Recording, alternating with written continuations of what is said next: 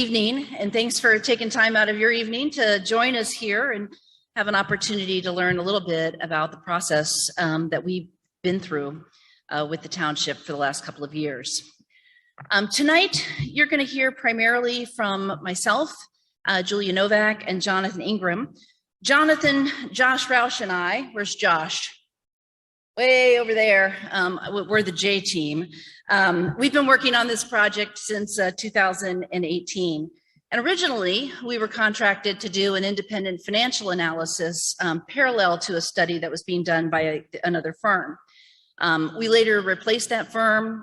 We continued with the analysis. We did some additional studies, and we've worked to support the township board as they decided whether or not it was time to put this question to you all, the voters. As we move to the breakout areas this evening, Josh, our colleague Rebecca Hoskin, and then Eric Hall, who's also that way with HR Green, we're going to be on hand to answer your questions. So this really is designed to be an informational session where you can ask us questions, and we're going to do our best to answer them. We will collect them, things we don't get answers to, and we will work with the township to get things posted on the Incorporation website. In terms of the agenda from our perspective, I plan to spend a little bit more time telling you about who we are. For many of you, perhaps this is the first time that you've ever seen or heard of us. We're going to review how we approached the project, and then we're going to share our findings in 5 general areas. Revenue, law enforcement, infrastructure and public works, general government or governance, and then ultimately the tax rate. So who are we? So as of January 1st, 2020, the Novak Consulting Group, so that's the name of the firm that's been most closely associated with this project, happens to be my name too, was acquired by Raftellus. So I'm still Julia Novak, I'm not changing my name, but we are now Raftellus. So, and as a company, we have extensive experience working with local governments and public utilities all across the country. As individual consultants, I will tell you that we are practitioners first. I'm a former, I sometimes say, recovering city manager. Jonathan, a budget manager. Josh has served in a variety of capacities in local governments. And after 7 years with us, I'm really sad but happy and proud to say that he's going to be a city manager come mid-October in the community where he lives. Rebecca and I first worked together 30 years ago in Lexington, Massachusetts. She's a former municipal finance director in several jurisdictions, and she joined us this evening so we could fully support this particular meeting. We are practitioners first, grounded in public sector values. As a management consulting team, I'm extremely proud of the reputation that we have built as trusted advisors that communities look to improve their organizations for those they serve, as well as the people that work in them. And we know that that's 2 sides of the same coin. You can't provide great public service without having the plans and the people and the processes in place to do that. So as a firm, we have 3 practices within management consulting. We do strategic planning. I first started working with the Woodlands Community Association, or whatever it was called, 20 years ago on strategic planning. We do executive recruitment, where we place city managers, department directors, and key staff positions. And then, of course, organizational assessment, where we help communities find the most efficient and effective way for them to deliver service to the public. I want to share a little bit about our approach. So from the very beginning of this study, our job has been to provide objective, fact-based assessment of the implications of incorporation. The board was very clear with us that incorporation needed to preserve all the existing service levels that you all enjoy as residents of the Woodlands, and maybe even enhance some of those services.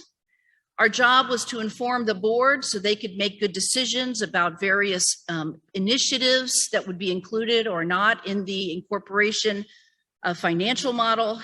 And now our job is to share that information with you, the voters, without advocating for any position. So we started the project by actually documenting the service levels that you all receive in the township. Chairman Bunch went through all the different businesses that the township is in. We documented the staffing, the service level, what you all expect to receive as residents, so that we would be sure that that was preserved as part of incorporation. We looked at the responsibilities a new city would have, what that would cost, what types of revenue options would also be available to a new city of the Woodlands. And then we benchmarked with other communities here in the state of Texas so that we had a touch point to kind of check in on and make sure that what we were looking at was truly reasonable. With the support of the incorporation attorneys who are at the governance station this evening, we worked with them to understand how governance would change and what this process looks like, and then ultimately what the tax rate implication would be should the township, this beautiful planned community, decide to become the city of the Woodlands. So our work began in early 2018, as I mentioned, kind of in second chair, back-checking and doing an independent financial analysis to ensure that the numbers were solid. In December of 2018, the board moved forward with TNCG in the first chair to finalize the financial model. We did subsequent law enforcement studies to operationalize what it would look like to move into this law enforcement business more directly. We met with the incorporation task force and the full board almost monthly between December of 2018 and February of 2020. The board made decisions about what assumptions would be included in the financial model as we were moving forward, and then COVID happened. The board suspended our work during the first year of the pandemic. Times were uncertain, the financial impact of the pandemic unclear. Earlier this year, however, the township re-engaged with us. We have reviewed the updated 5-year financial plan, and the board decided to call for an election. So here we are. I've mentioned that our work was to document the existing service levels and determine what would be required if a new city of the Woodlands would happen going forward. Our job has always been to be objective, to share what we know as professional local government advisors, what the implications of incorporation are. The details are in the 322-page report. And ultimately, we hope that that helps you, the voters, make an informed decision about the future of this community. Before I turn it over to Jonathan to kind of walk you through the details of the various elements that I mentioned, I want to tell you a quick story. So it's a story that resonates with me, frankly, because I travel all the time. I spend about 200 nights a year or so on the road, and I go through lots of airports. And it's a story about this woman who was in a big hurry to make her flight, and she was rushing through the airport. The flight, she got a notification, was delayed, and she saw her favorite cookie store. It was right next to the gate, and she stopped and got a bag of those little cookies. And she went to the gate and she sat down, and you know how in an airport there's like a little chair and then a table and then another chair. And she sat down with the newspaper that she hadn't had time to read that day.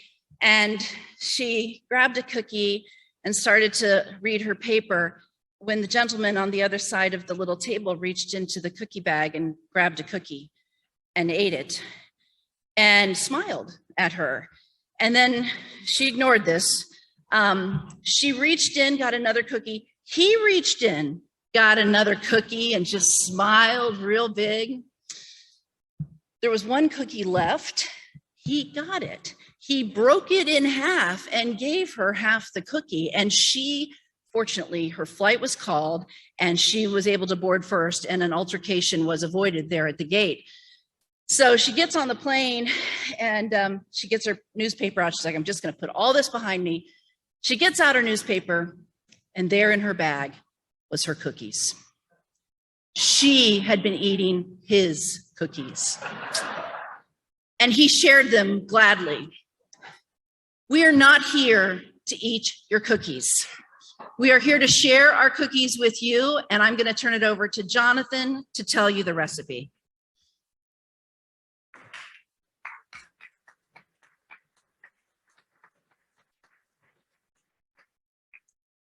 Very tough act to follow. I'm sure you're very excited to hear about revenue after that amazing story. Again, very happy to be with you all tonight. As Julian mentioned, my name is Jonathan Ingram.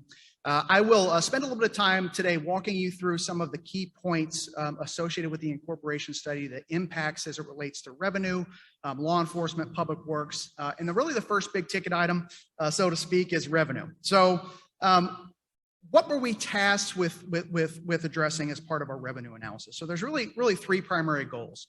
So the first goal is for us to establish what is the baseline financial condition of the township. So what would it look like if you all don't incorporate? One of the realities is that you all provide, as Chairman Bunch discussed, a wide array of services at a very high level, right? You provide about 90% of the services that a typical local government provides. And with those remaining services, you have contractual relationships where you fund additional services as well. So in many respects, you perform like a municipality. You are primarily funded by property taxes, sales tax revenue, as well as another other revenue sources. And our task was to look at that revenue to project what it would look like outside of incorporation and project what we would expect normal growth to be based on historical trends, based on known factors in terms of investments in the community, new developments, those kinds of things. We were also tasked with really defining a series of projection scenarios as our second goal, right? So what do we think is going to happen? What are the probable scenarios? What are the more constrained approaches? And what are the budgeted approaches? So just a bandwidth of financial scenarios that allow the board to make informed decisions and allow you all as residents to make an informed vote as well.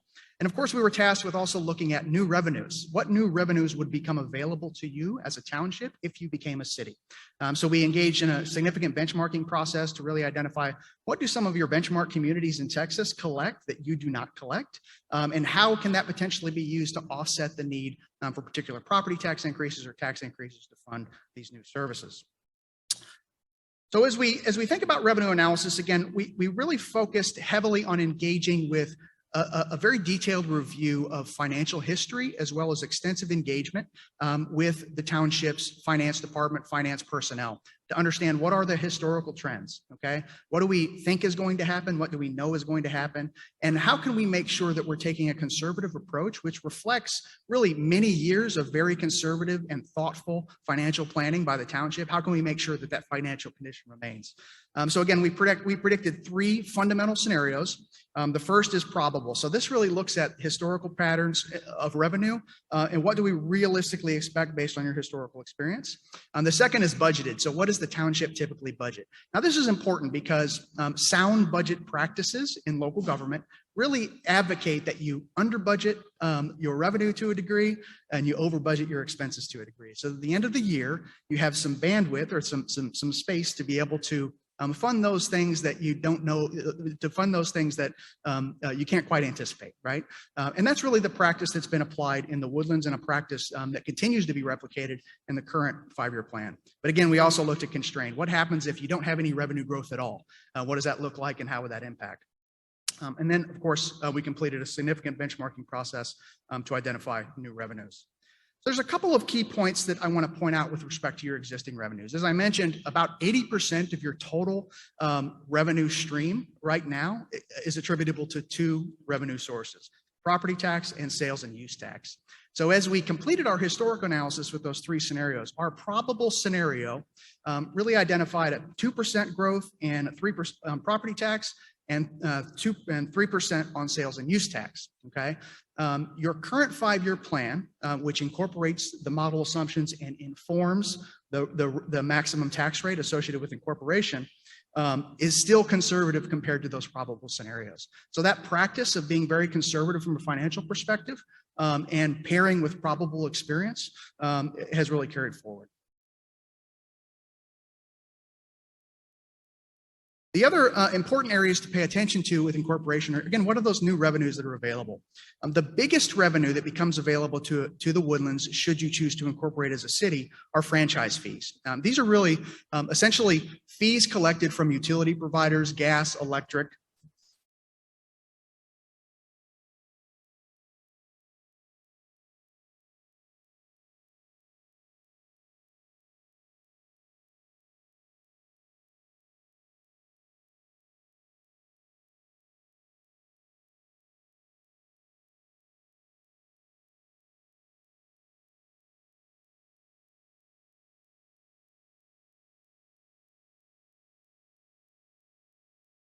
Well, I'll keep. Is on the way. Just let her come. Sure.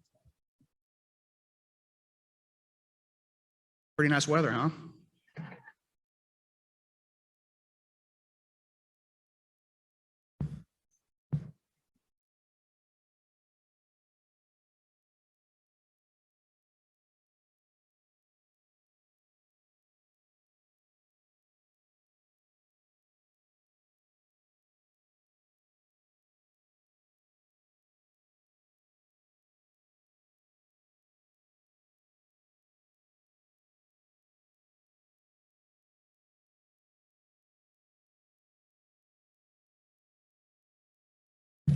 As you were. Okay, so as I mentioned, the most significant revenue source available to the city of the Woodlands, should you choose to incorporate, are franchise fees. And these are essentially fees that by law, utility providers, telecommunications companies, gas and electric have to pay to a municipality for the use of your public right of way. Looking at benchmark community collections compared to some of the demographic metrics, we anticipate about $7.6 million a year once fully implemented in new revenue to the Woodlands. There's also alcohol and beverage tax. This is actually a tax that's already charged and collected. It's just that the county is collecting that revenue rather than the city. Upon incorporation, that then becomes a city revenue. That's about a $1 million revenue source. There are also a couple of other revenue sources: fine and forfeiture revenue, building permit revenue. Fine and forfeiture revenue, that really comes from enforcing local ordinances. Under incorporation, you would gain the ability to establish ordinances, which will then in turn have fines for those who violate those ordinances. The revenue is offset by municipal court expenses, but it is a new revenue, and both sides of the revenue and expense side are captured in the incorporation model. Building permit review, this is really revenue associated with the review of development plans, building plans for codes, safety concerns, fire codes, those kinds of things. And again, that's about $150,000 a year in fee revenue, which again is offset by costs. So in total, there are about $9.7 million in new revenue available under incorporation, which serves to offset potential increases in tax rates elsewhere.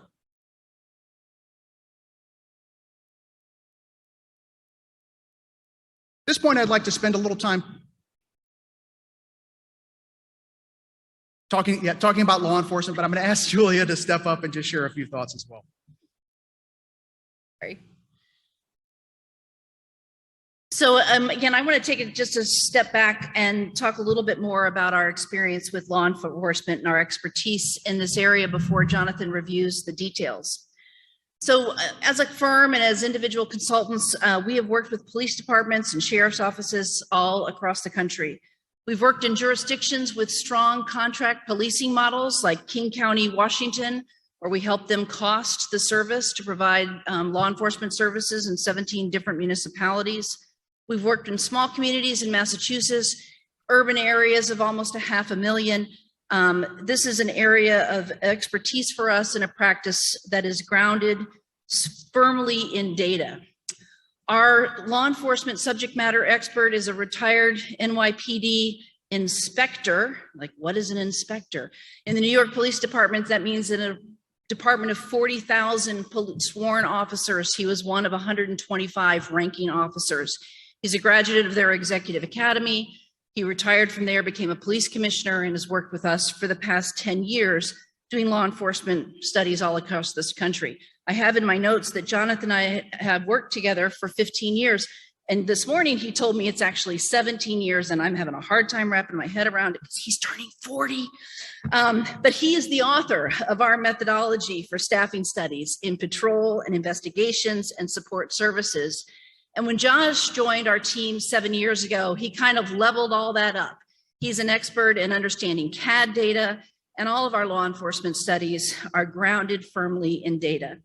So I think it's important that you know this, that we approached this work with the same rigor and expertise that we approached our other law enforcement engagements, and it's why our clients call on us to provide fact-based information for their departments.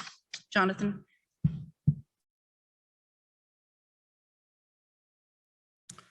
So I want to just spend a couple of moments just sharing, what were our specific goals as it related to the law enforcement sub-study portion of this process, And what was our approach? So the broad goal was to look at what the alternatives were for law enforcement service delivery under incorporated model. And really there are three options that we considered. The first is to create a full service department, which is essentially standing up a department and providing 100% of the sworn and civilian staff of that department as Woodlands employees. The second option is a hybrid model. This is a combination of both creating in-house sworn and support services positions, civilian positions, as well as maintaining the contractual relationship with the counties, the current law enforcement providers at the county level, Montgomery County Sheriffs, Harris County Constable, Montgomery County Constable.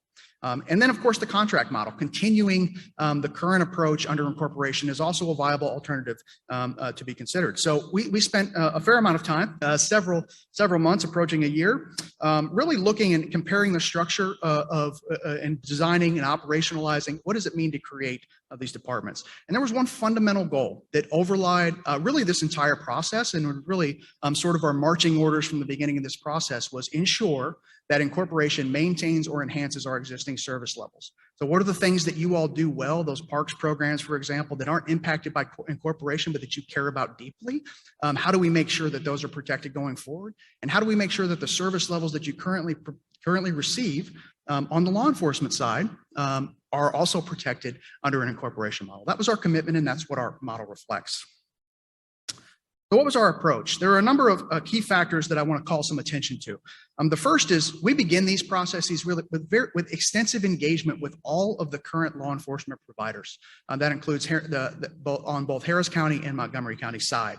That included interviews, meeting those folks who are responsible for managing these specific functions, having a number of meetings to make sure that we fully understand how do you provide services to the Woodlands? How is it structured? What are the extra services that aren't necessarily clearly reflected, that aren't as clear as patrol, for example, the back office functions that play a critical and important role. So really understanding the current operation and what does it mean in terms of the service that you all receive day to day in the community. So that extensive fact finding is an inherent part of our process no matter where we go, and it was reflected in this process as well. We also included a significant effort to review and validate our analytical findings with those service providers. So a number of meetings to review the data, to review our assumptions, to make sure that the conclusions that we were reaching were based on reasonable assumptions and connected to the service level that's currently provided. We also completed a comprehensive assessment of the actual costs that you all pay as a community to receive these law enforcement services. So much of our model reflects costs that you already pay, right? There's about over $14 million a year that the township currently pays to these law enforcement providers. So we fully included those costs as well. And there are some some perspectives and some alternative studies that would suggest that honestly don't take those funds into account. We also fully reflect the transition agreements. What's baked into the transition agreements, what isn't? The township engaged in a collaborative process, really in good faith with the Montgomery County Sheriff's Office to define a transition agreement for what it would look like to maintain continuity of service. And all of the details of those transition agreements are reflected in the incorporation model as well. The other important point that I want to mention is, as Julia mentioned, we pride ourselves on being very data focused. Okay, and one of the primary things that we look at is dispatch call for service. So that may be inside baseball to some folks, but essentially what that is when a person calls 911, it goes to a dispatcher. That dispatcher then collects information, communicates it to a police officer or a deputy, and performs that work. That's really the primary driver of workload in a law enforcement operation. We completed an extensive analysis, 3 years of calls for service data by hour of the week by day of the week and hour of the day to really understand what is your workload profile and what's driving law enforcement staffing needs in your community. We also looked at crime trends. You have the benefit of being a very low crime community. And we obviously want to make sure that the model, which has the current model, which has effectively achieved that goal, continues that capacity on into the future. And of course, other workload and performance measurement data as well. We also spent some time benchmarking against a few peer communities just as a checkpoint. Are we making sure that we're capturing services and duties that are otherwise reflected in other departments? So City of Allen, Frisco, Round Rock, South Lake, Sugar Land, and the City of Conroe, because they're a close peer or close neighbor. And all of these, essentially these anticipated services are represented in each of the law enforcement models, each of those three models that I mentioned. So the first thing to really talk about is to try to acquaint you all with what are the service levels that you receive. What do you receive from a law enforcement perspective? And again, there's three models that we'll focus on. I'll focus in really both the full service model, the hybrid in-house model that I summarized, as well as the contract model, protects each of these service levels and makes sure that they're provided regardless of the alternative selected. So what are the service level buckets that we need to pay attention to? The first is patrol, right? Patrol, that represents the bulk of any law enforcement operation, the bulk of personnel, and really the face of the organization. These are the groups that interact mostly with the community, have the most impact in terms of community perception, community policing, and really the community's experience with law enforcement. Investigations is another major bucket. What do you do whenever there is a crime, and how do you resolve that crime and make sure that the victims are fairly treated and significant effort is made to resolve those issues. But also support services and specialty services. One of the important areas that I'll spend a little bit of time talking about relates to those back office functions that aren't as visible, but that are critically important. And then specialty services. These are things like SWAT, crisis negotiation, those specialty trainings and skills that need to be reflected in the department as well. I want to start really with the patrol side. So just from the beginning, it's important to note that each of our models, each of the models that we develop, represents and reflects the current patrol staffing level that is provided to the Woodlands Township. It's a full reflection of the current model. But we wanted to go a step further than replicating that model. We wanted to check and ask the question, is that number sufficient to provide best practice policing? We engaged in an extensive analytical process of dispatch calls for service to really look at what is the amount of time that an average patrol deputy is available to engage in proactive policing, okay? There are really three types of activities that a patrol officer engages in. Responding to calls for service, or reactive time, proactive time, right? Engaging with the public, community policing, focusing on problem issues, going to community meetings, and administrative time. The best practice guideline is to make sure that an officer is typically available about 33% of their shift for proactive activities. Right now, patrol staffing levels, the current levels under the contract and the current levels that are reflected in the incorporation model, allow the Woodlands to exceed that by about 20%. Right now, there's about a 52% proactivity rating in this community, which provides you incredible opportunity to provide focused, nuanced policing in a way that engages and reflects the values of this community. Investigation staffing, again, this is also an area where each of the models that we developed fully reflects the current staffing allocated to investigations in this community. These include a few different areas. I don't want to go through each one, but general investigations, theft, larceny, those kinds of crimes, major case. So these are major violent crimes. They don't happen as frequently, but when they do, they require a really heavy lift. Narcotics investigations, crimes against children and victim services. So really providing capacity to make sure that vulnerable populations receive dedicated protection and attention as well. Professional standards, this is the group that essentially maintains conduct within a department. And then, of course, administrative functions. And again, each of those staffing levels reflected in the current contractual agreements are reflected in the incorporation model. Support services, again, this is an area that is really important. These are those unseen services like dispatch, records, some of those key functions that really are critical to the daily delivery of service from your sworn officers. And there are many services that are provided by the Montgomery County Sheriffs, the Harris County and Montgomery County Constables that are in the back office that provide these support operations. We engaged heavily with representatives from those agencies to fully understand how are you staffing those functions, what percentage of their effort is really dedicated toward Woodlands activities, and we really replicated and in many areas actually enhanced some of the support services functionality and focus in each of those models. So again, this includes a number of areas, CSI lab, crime evidence. I'm sure some of you have watched the CSI shows. You get a good sense of what that is. I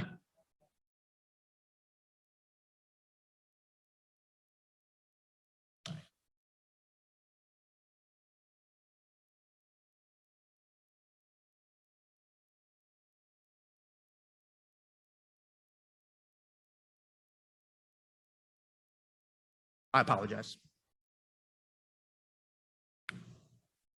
Managed to break technology strictly through my He aura. has an electromagnetic.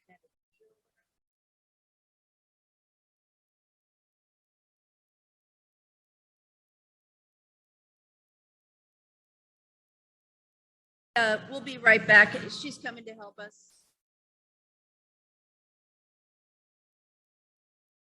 All right, we're ready to go. John, Okay, start we're talking. good. We're Thank good. you. We're good. So each law enforcement model provides community engagement, CSI lab evidence, also finance, human resources, IT.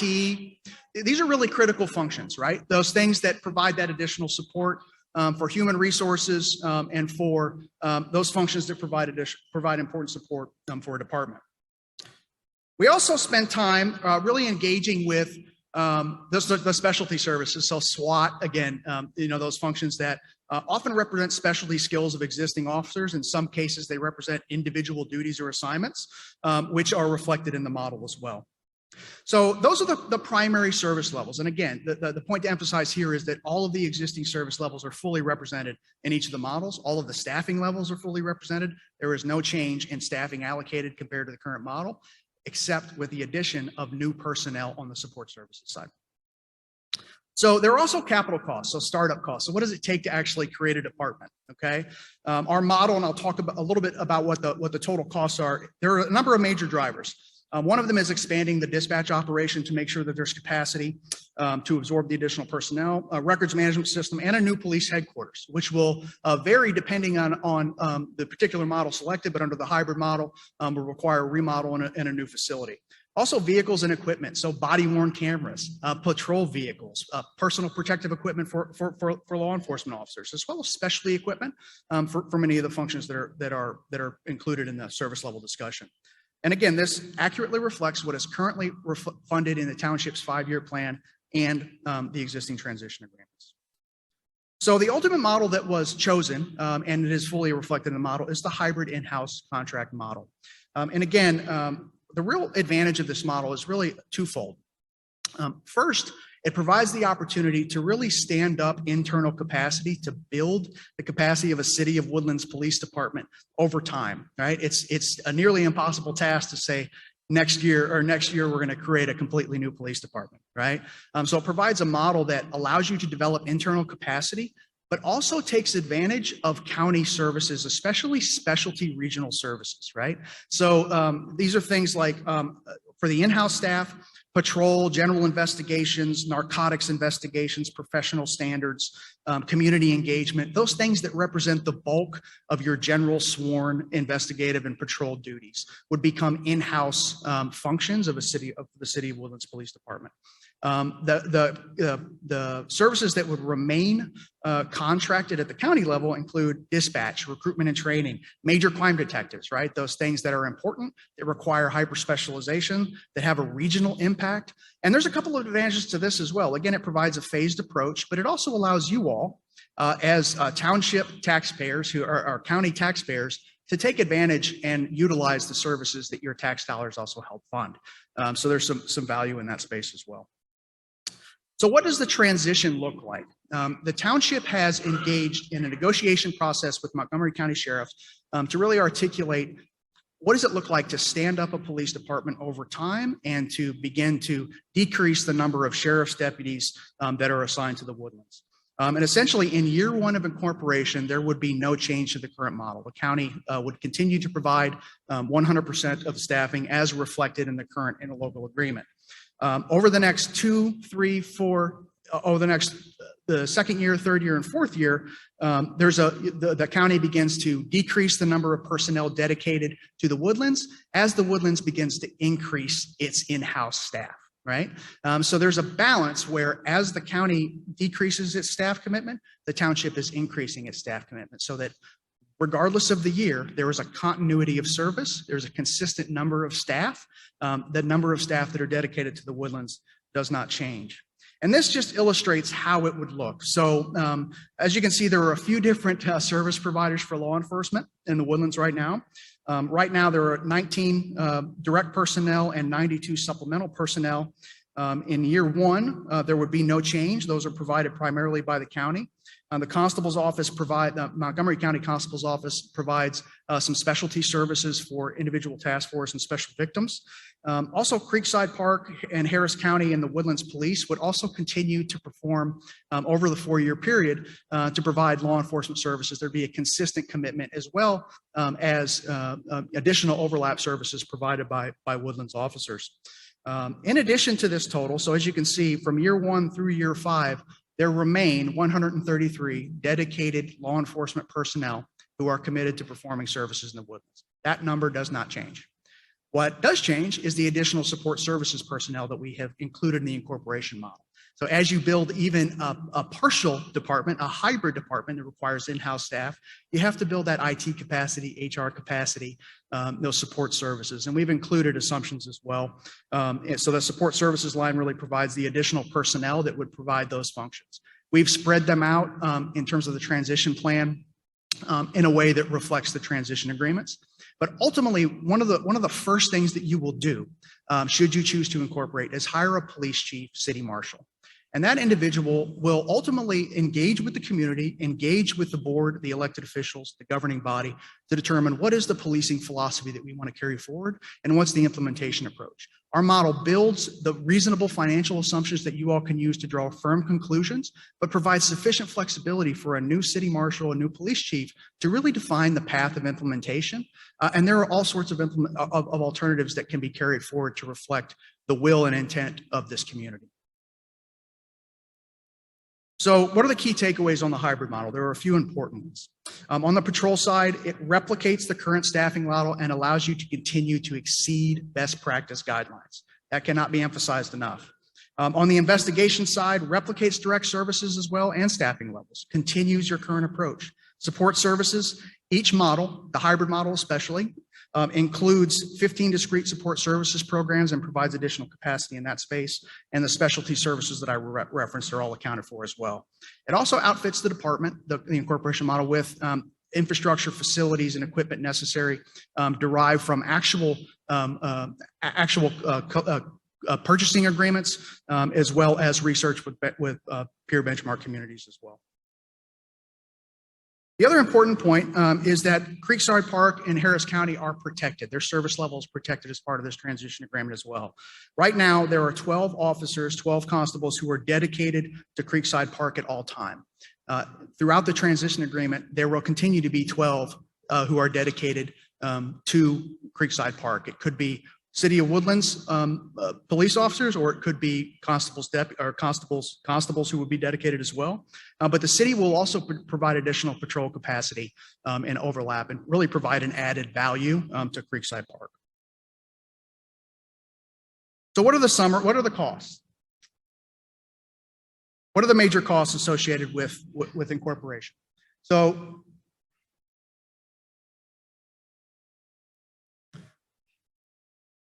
good. So on the operating side, there are approximately $9.7 million in new annual operating costs for personnel, materials, supplies, and overhead. These are offset, again, by some new revenues, including court fines, as well as projected growth in existing revenue sources based on historical trends and the current 5-year budget, 5-year plan. There are approximately $9.7 million in startup capital and major equipment costs, including debt service for facilities, but these are also funded with capital reserve funds and the existing incorporation reserve fund, so it does not need to be accounted for in property tax increases. The police municipal court facility will be funded through the incorporation reserve funds as well.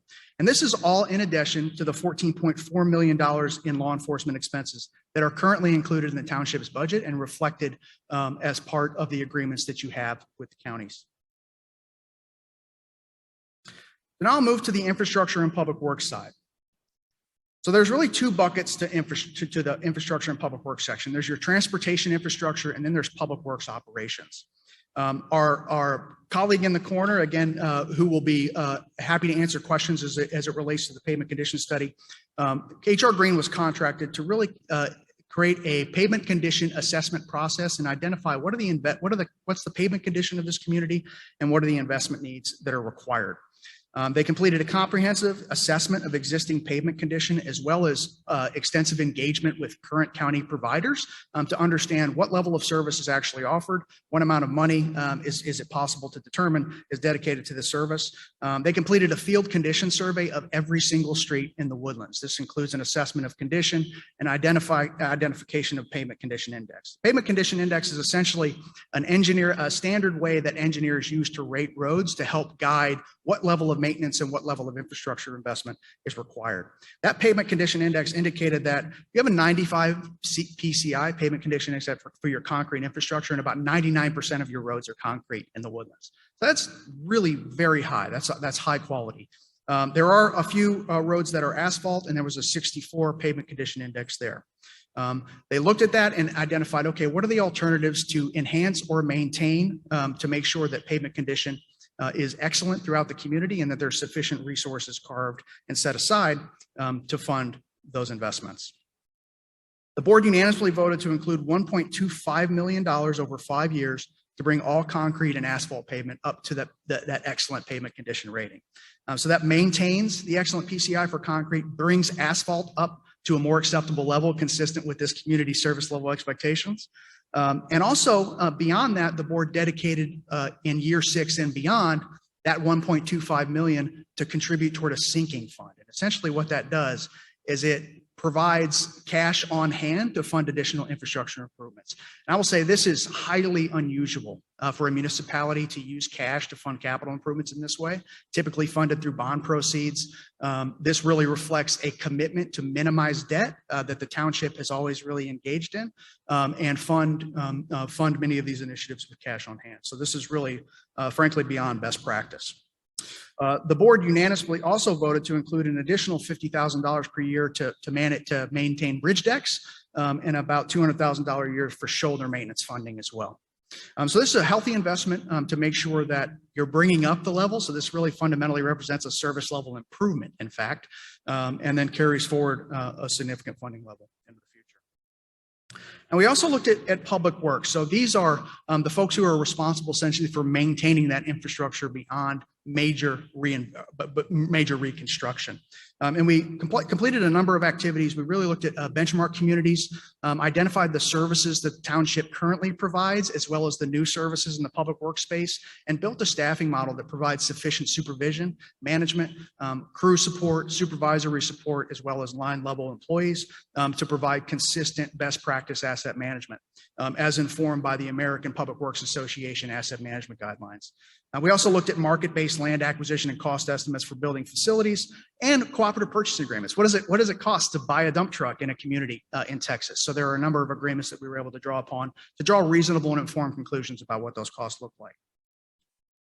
In total, we're looking to create a public works department at about $4.8 million in new annual operating costs for personnel. And these are those operating expenses, as well as another $10.2 million in startup costs for major equipment in the first 5 years. And again, these are funded through the incorporation reserves, right? So this does not impact the maximum tax rate.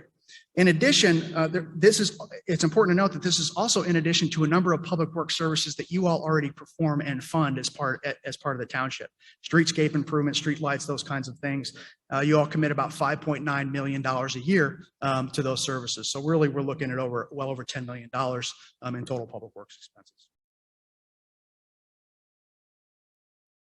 HR Green also completed assessment of the municipal utility districts.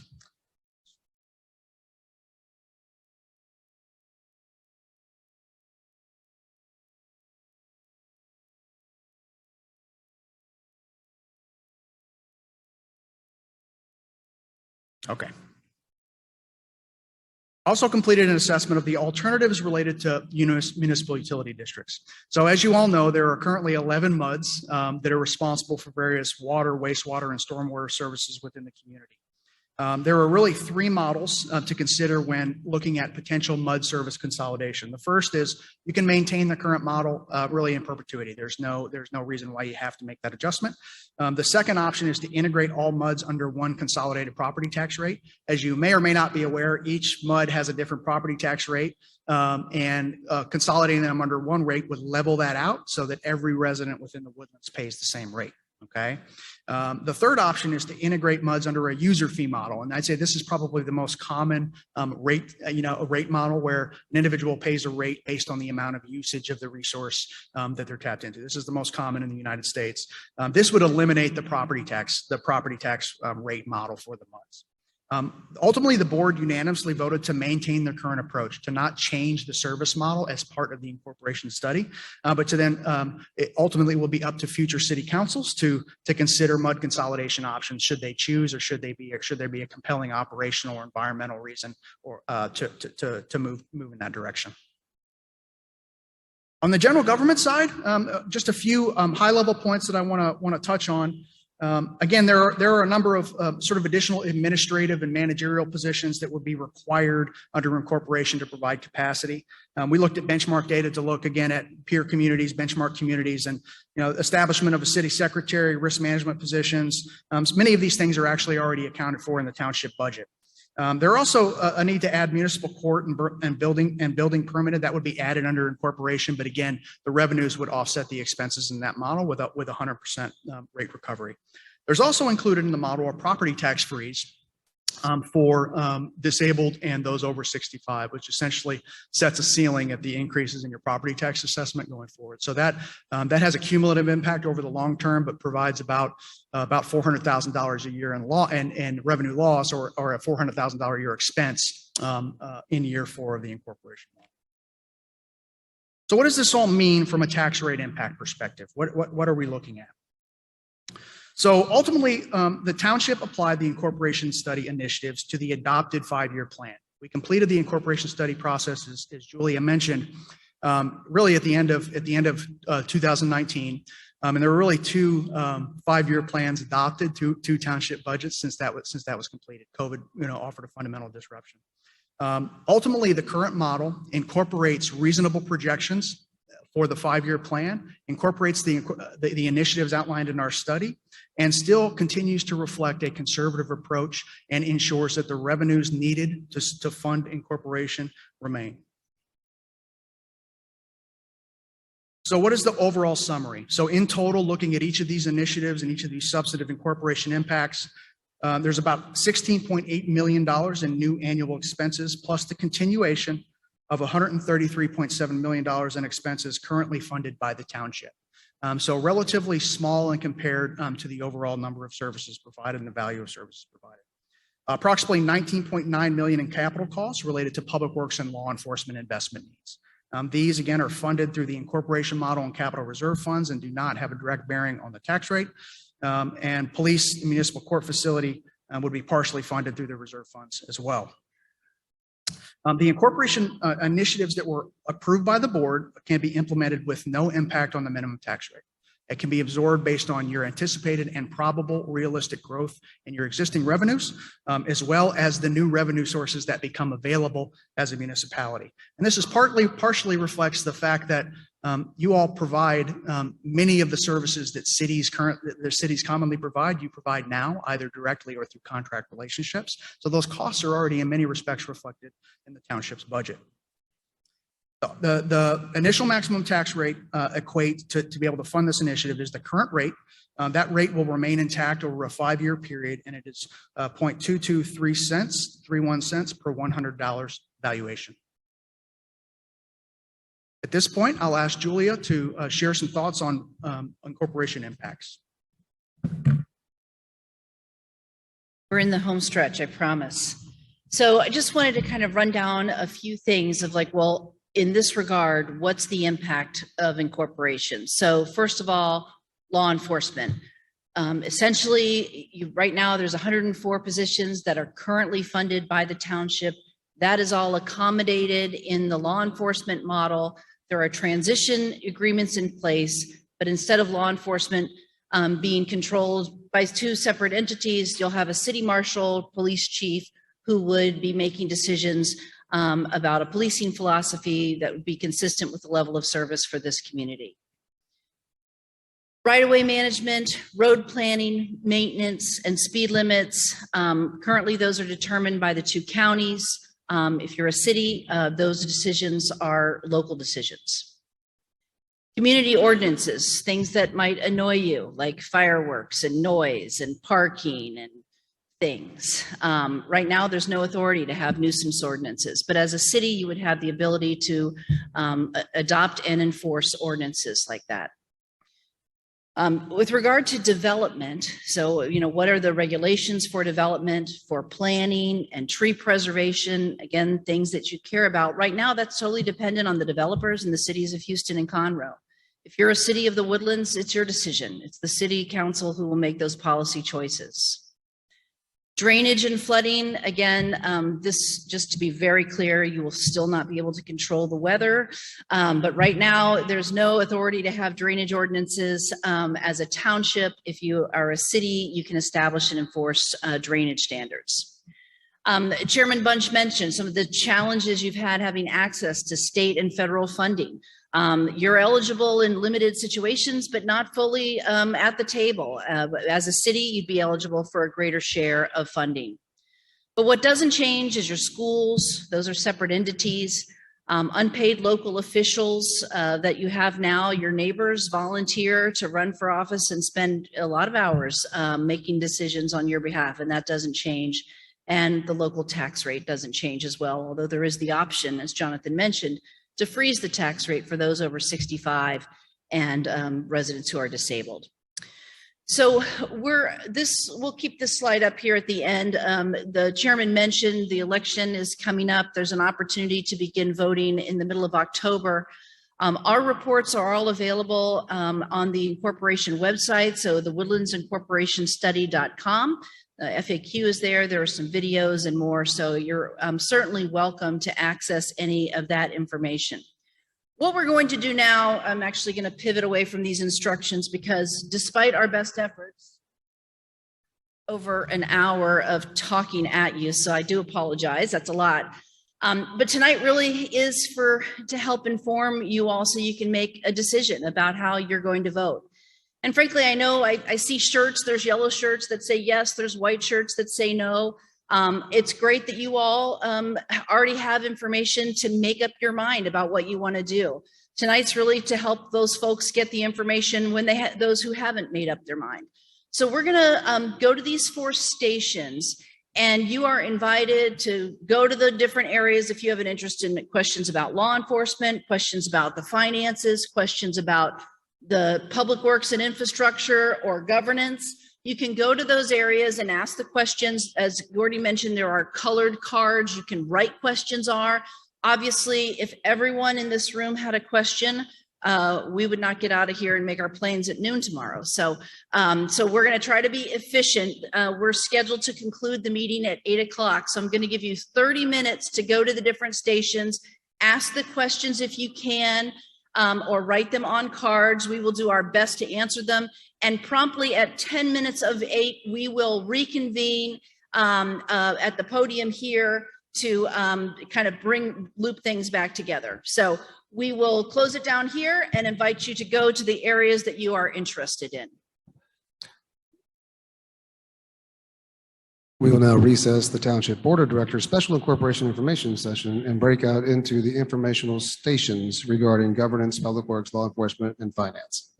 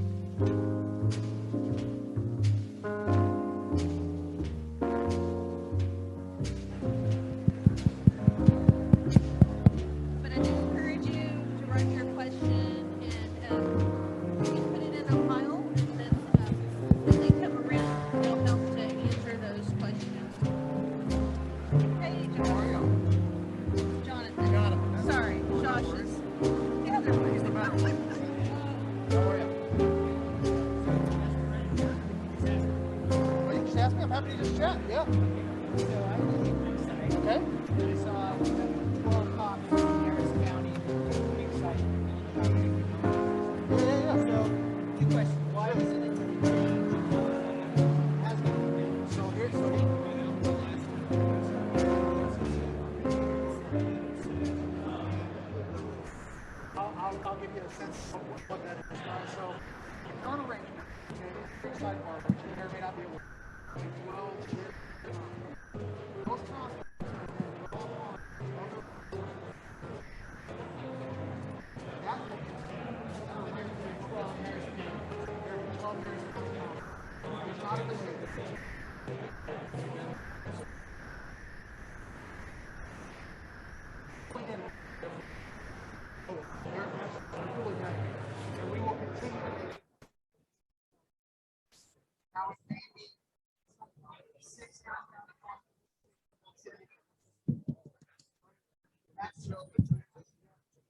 there is not an established, I'm sorry.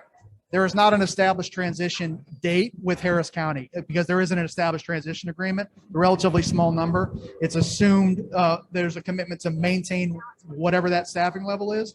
As the city of Woodlands builds additional capacity as well, those patrol officers in the Woodlands, the 100 some odd officers, also then become available to patrol. So city of Woodlands police officers, right? They also have the authority to patrol within Creekside. So you'll have your 12 as well as overlap from those additional officers.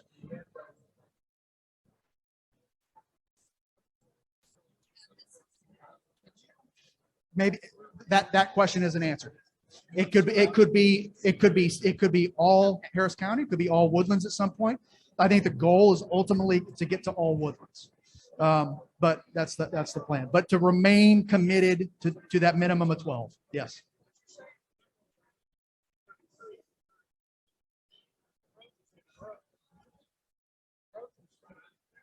Yeah. I apologize, but they were saying that they can't get anyone in their recording, and they Oh, I can't see. hear the question because they need to hear the question. Oh, they need to hear the question. Okay. So let me answer this question. So I'm going to repeat the question so that I can make sure that the folks who are watching from home can hear. Okay. So the summary of the question, there's two parts, and I tried to answer your question, but the first is, what's the actual breakdown of who is going to be providing service to Creekside Park residents, right? Harris County, the Woodlands, what's the balance, right? The second question is what happens if there's growth, okay? I'm going to answer both questions. I'll answer the first again. So currently there are 12 constables who are dedicated to Creekside Park. There will always be 12 officers dedicated to Creekside Park. In some cases, it may be, over time, it may be 6 Harris County, 6 Woodlands officers, or 12 Woodlands officers, depending on how the transition works. So there will always be that commitment. As additional officers are added to the Woodlands Police Department, okay, it then creates additional capacity that can respond to Creekside Park as well. So you have Woodlands officers who are serving the other patrol districts, right, who are also available for that function. Now, when you're talking about population growth and community growth, right, what really matters with growth is how does it impact dispatch calls for service? That determines ultimately what you need. There is already built in an extraordinary capacity of additional reserve for proactive policing, okay? So there's room to grow, okay? The second piece is the type of growth has a real impact on what that looks like. So residential growth, especially in a community like Woodlands, tends to have a pretty minor impact, if any at all, on how many calls for service you end up getting. Now, if you created a shopping center and you ended up, or you created a new train station, for example, that's going to drive up calls in a way that will likely require, so the type of increase. So one of the things that a new chief will do is pay very close attention to what those trends look like. And when it's time to add, you add. Okay. You had a question, ma'am?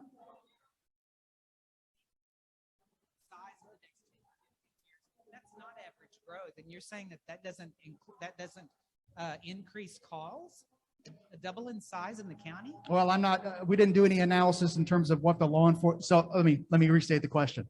So the question was, Montgomery County is expected to double in size, and that in 10 to 15 years, and that does not increase workload. So in Montgomery County, that growth will absolutely increase workload, especially at that magnitude for the police agencies who are responsible for providing that function. The Woodlands Township, however, okay, is largely built out from a residential perspective. There is additional development that's going to occur. Yeah, so exactly, not completely, but nowhere near a 10 to 15% growth rate, right? So that type of projection isn't going to have an impact in the near term, especially in terms of what this model looks like. Now, 10 to 15 years out, who knows? Like there's no one who can predict what staffing levels need to be in 10 to 15 years in any agency. But within a 5-year horizon, we're very confident of the numbers. Right?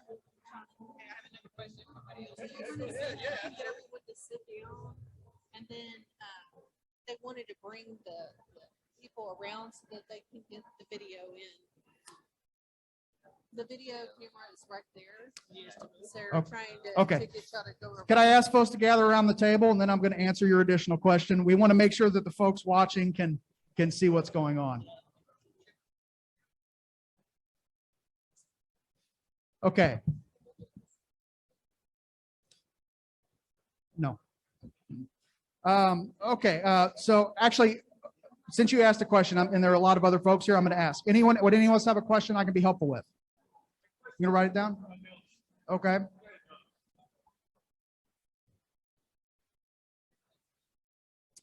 Okay. What's your question?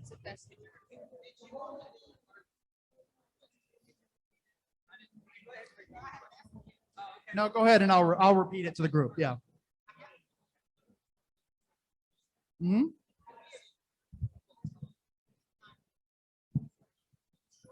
Sure. Mm-hmm. So your recruitment challenges are, so the question that was posed, I'm sorry, your name is? Okay, so the question is, we as a department are having a hard time recruiting positions for the Department of Public Safety. Has that been taken into account as part of the analysis? Sure. So one of the realities is this is a hard time to be a police officer, right? There is a national culture which precludes folks who otherwise might have engaged from participating. That's a legitimate challenge. That is an operational challenge. Ultimately, what you want to do is build a recruitment plan that hopefully transitions, provides opportunities for county employees who wish to become Woodlands officers. So the structure that you develop ultimately provides that space. So that could be an option if there's space, if there's to protect those positions. But that recruitment question is an operations challenge that can't be avoided regardless of the jurisdiction. So it's a wash. If I can tag onto that question, because I was over a police department for 4.5 years in my previous city. So yes, Nelly, you're right. Nationwide, police recruiting is a challenge for a lot of people, and locally, right? But there are a lot of things that local departments can do that some don't, such as offering lateral transfer programs, allowing police officers from other departments to transfer in, not at the base salary, at the beginning salary, but at a higher salary based on their experience, right? So there's a lot of tools like that that a township or a city or a county can utilize when it comes to recruiting police officers. Having a dedicated recruiting officer just for the police department, separate and above your HR director and your HR function, was very effective for us in Mesquite. So there are several things. I will say also anecdotally that some of the feedback we've had from the law enforcement personnel who work and patrol here in the Woodlands is that they love working in the Woodlands. And so, we do have a fairly low crime rate in the Woodlands. And I think that is in and of itself something that's attractive to other officers in this area and who are actually looking to leave other areas and come to a much safer and much more stable community and continue their law enforcement career. So I have several very, very good friends who are police officers. So yeah, absolutely. Police recruiting, though, nationwide is a challenge right now because of the environment. But I think the Woodlands is probably better positioned than most cities in America to be competitive in attracting talented officers. You have a question, ma'am? Stay at the county.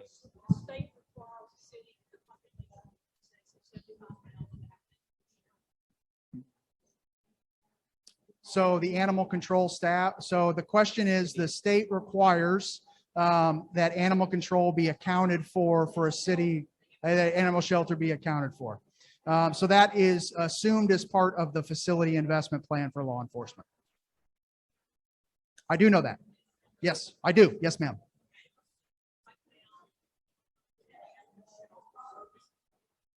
Mhm. You know, I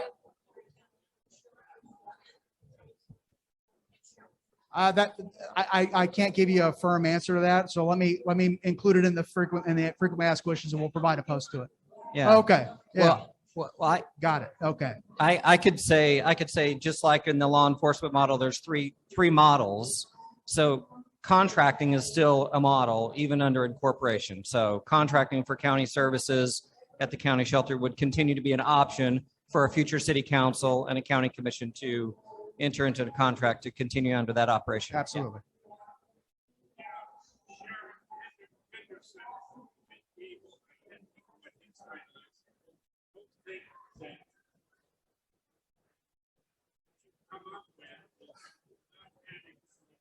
Mhm.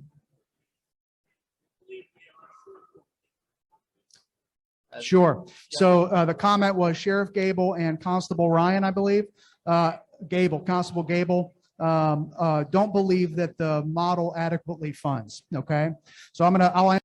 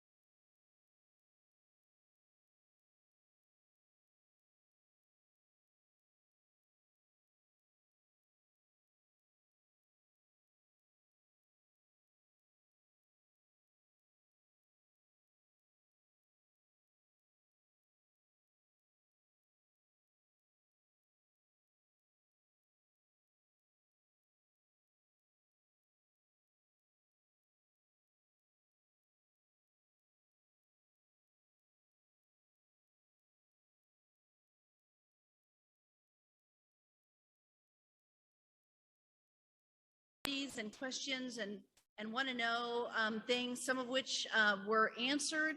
I know it was hard to hear as you were in the various stations.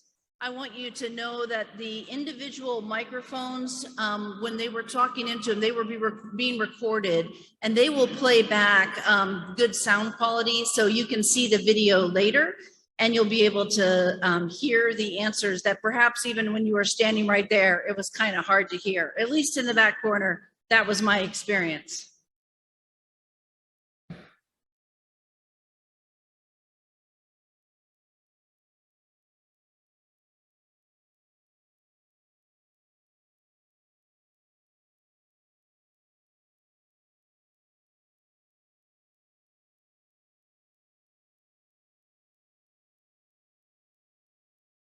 Just a couple of kind of what we wanted to do was share with you at a very high level the types of questions that were being asked in case you didn't get to the various sections.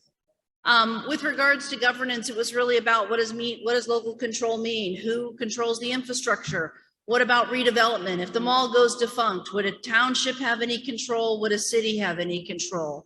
In the law enforcement area, there was questions about Creekside Township Creekside Park, and the level of law enforcement that would be provided there. Again, that's the area of the Woodlands that's currently in Harris County, with services provided by the constable's office.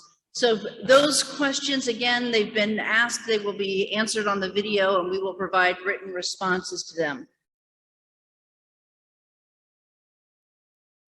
The other two areas, I don't necessarily have a sense yet of what was asked.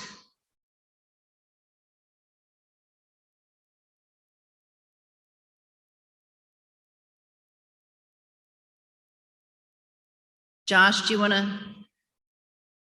to stand in front up here? Yeah, you can. You're welcome to, or you can just tell me.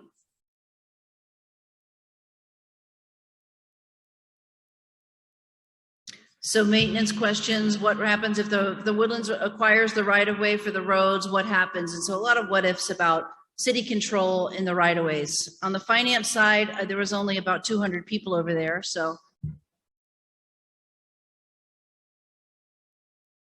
there was questions about reserves, and of course the incorporation has been a possibility for the Woodlands for many years, and so money has been set aside for the capital investment that would be required.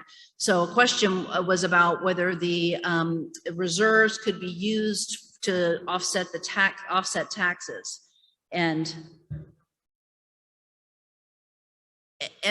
someone made a point about franchise fees. Very typically when you get your cable bill or your internet bill, you see the franchise fee on the bill. So just making a point that those are often passed on directly to the consumers as they are right now. So those are kind of at a high level, the questions. We really appreciate you being here again. We will work with the township on a document on the Q&A, and Chairman Bunch, I'll turn it back to you to close the meeting. Okay, so I need to reconvene the board of directors back up to our board meeting.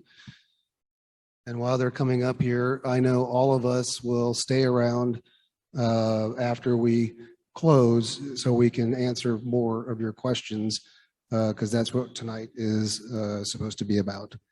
So I will stay here until the last person asks the last question that they want to wait to ask. And I'm sure the rest of our board and our areas will be happy to hang around, because I know people didn't get to all the different stations, and we want to make sure we answer your questions. And then for everybody who filled out a card, we are going to aggregate the questions, post the frequently asked questions onto the website, and make sure that we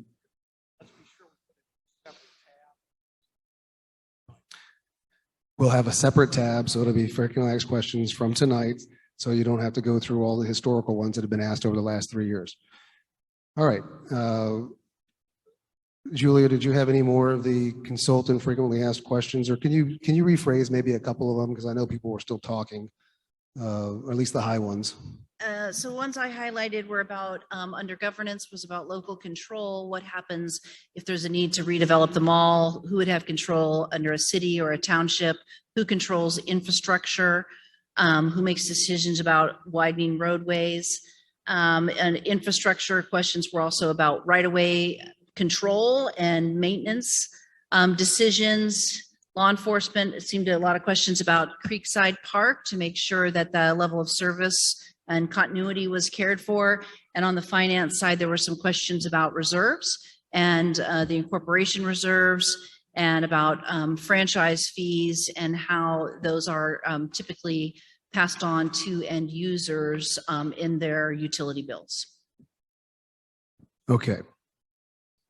We will now, as a board, take a motion to adjourn, and after we adjourn, we will stay here and answer additional questions if anybody has any. We have a motion from Director Snyder. Director Brown, all in favor of adjournment, say aye. Aye. Any opposed? All right, we will adjourn the official board meeting and we will hang around to answer more questions. Thank you.